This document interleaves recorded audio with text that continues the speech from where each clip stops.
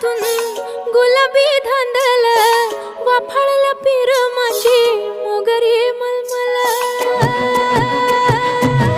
उन उन वाटातून गुलाबी धांदले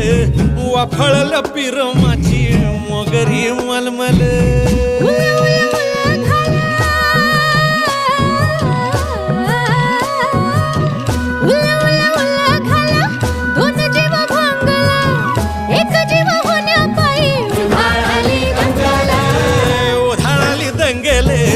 जीव घेणी दंगेले